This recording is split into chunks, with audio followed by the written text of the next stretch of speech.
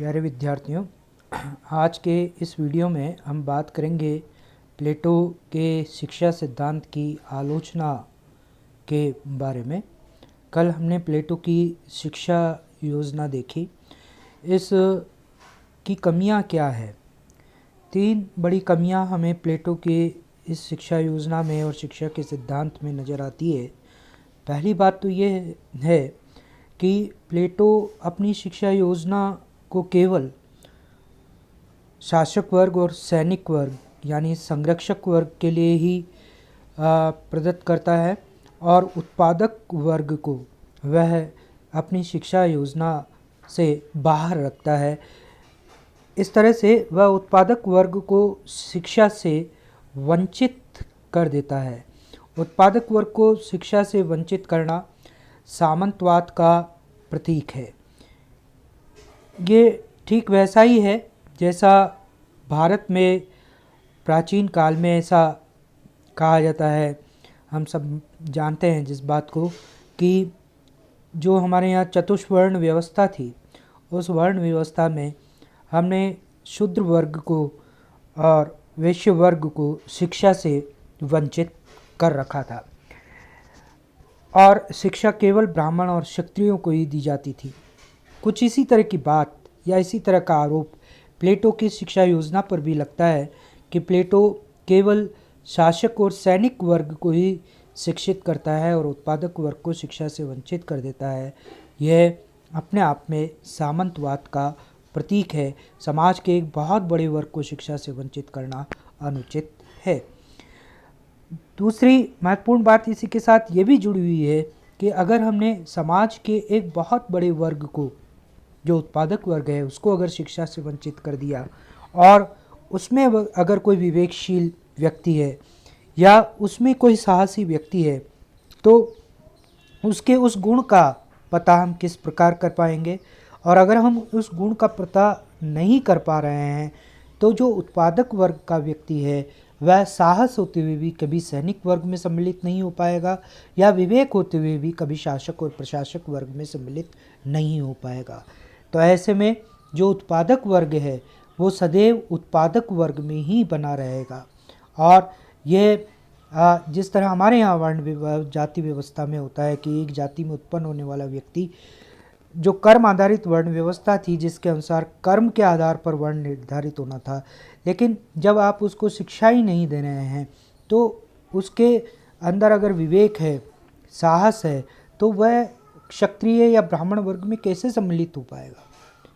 ये जो समस्या हमारे यहाँ थी उसी का कारण ये रहा कि जो वर्ण व्यवस्था है वो जन्म आधारित जाति व्यवस्था में तब्दील हो गई। ठीक इसी प्रकार से प्लेटो के शिक्षा सिद्धांत में अगर उत्पादक वर्ग को शिक्षा से बाहर कर दिया जाता है तो उस वर्ग के अंदर जो विवेक प्रधान और साहस प्रधान लोग होंगे वह उत्पादक वर्ग से निकलकर सैनिक वर्ग और शासक या प्रशासक वर्ग में सम्मिलित नहीं हो पाएंगे और वह जीवन पर्यंत उत्पादक वर्ग में ही बने रहेंगे। इस तरह यह व्यवस्था कर्म आधारित नहीं रह करके इसका भय रहेगा कि यह व्यवस्था जन्म आधारित हो जाए। दूसरी आलोचना इसकी ये की जाती है कि प्लेटो ये कहता है कि शिक्षा राज्य नियंत्रित होनी चाहिए। शिक्षा का पाठ्यक्रम क्या होगा ये राज्य तय करे। शिक्षा किसके द्वारा किस तरीके से दी जाएगी इस पर राज्य का नियंत्रण होना चाहिए।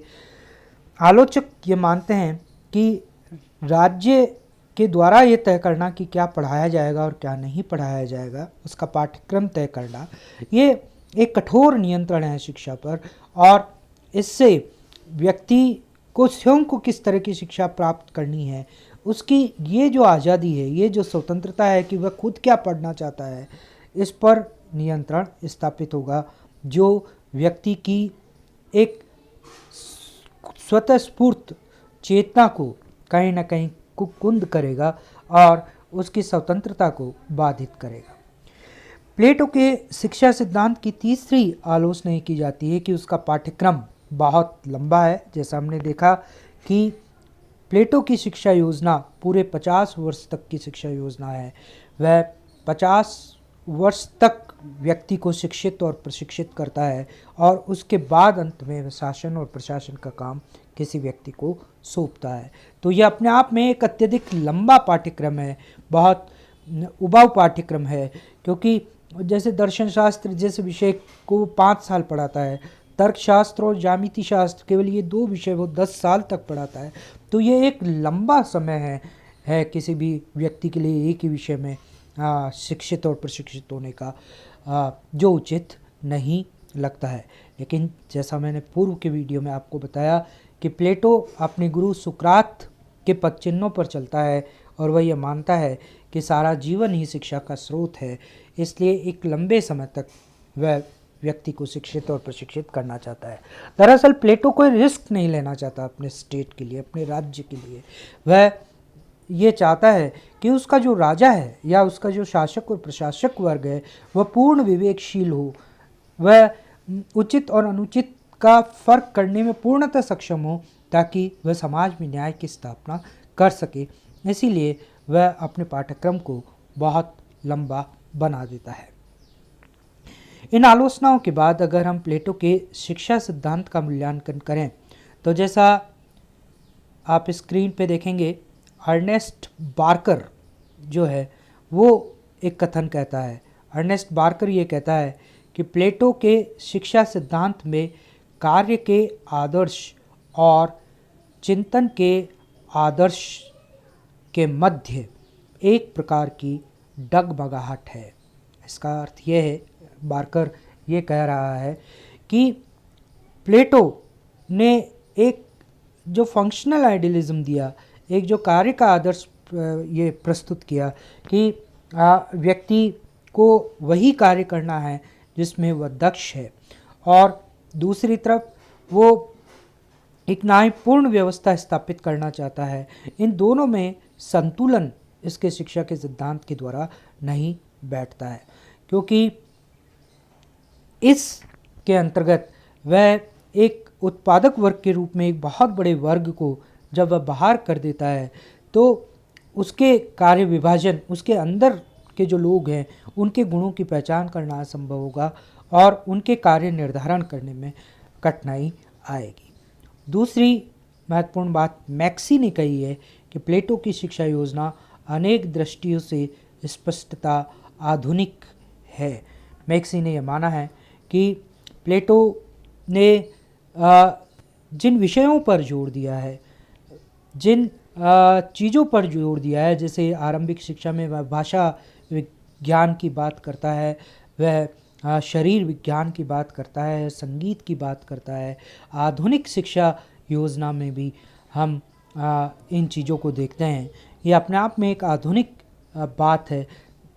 प्लेटो जिस तरह से तर्क पर जोर देता है, तार्किक दृष्टिकोण पर जोर देता है, रीजनिंग पर जोर देता है, ये अपने आप में आधुनिकता ले हुई, क्योंकि आधुनिकता का अर्थ है जहाँ व्यक्ति जड़ ना हो बल्कि चैतन्य हो, चैतन्य होकर अपने जीवन के निर्णय करे, तार्किक होकर अपने जीवन के निर्णय करे। ये जो आधुनिक लक्षण है, आधुनिकता का जो लक्षण है, वो प्लेटो की शिक्षा योजना में हमें देखने को मिलता है। बार्कर ये कहता है कि शिक्षा प्लेटो के न्याय संबंधी विचार का तार्किक परिणाम है। जैसा मैंने शुरू में आपको बताया कि प्लेटो ने जो न्याय का विचार रखा और उस न्याय के विचार में जिन 3 वर्गों की बात की और कार्य विभाजन की बात की, और ये कहा कि प्रत्येक वर्ग अपने निर्धारित कार्य में कुशलता को अर्जित करे और ये कार्य विभाजन किस प्रकार गुणों के आधार पर होगा, ये जो न्याय में जो बात थी वह आधी अधूरी बात है। वहाँ पर उसकी ये बात पूरी होती है शिक्षा के सिद्धांत में आकर के, जहाँ शिक्षा के जरिए, एक शिक्षा योजना के जरिए वह व्यक्ति के अंदर अंतर्निहित प्रधान गुण की पहचान करता है और उसको कार्य सौंपता है। न केवल कार्य सौंपता है बल्कि वह अपनी इस शिक्षा योजना के द्वारा व्यक्ति के पहचान किए गए गुण में उसको शिक्षित और प्रशिक्षित करके उस फील्ड में, उस क्षेत्र में वह उसे दक्ष बनाना चाहता है ताकि न्याय की स्थापना हो सके। तो ये पूरी बात हमने पिछले 2-3 वीडियो में प्लेटो की शिक्षा सिद्धांत की है। आगे अब हम बात करेंगे प्लेटो के साम्यवाद के सिद्धांत की।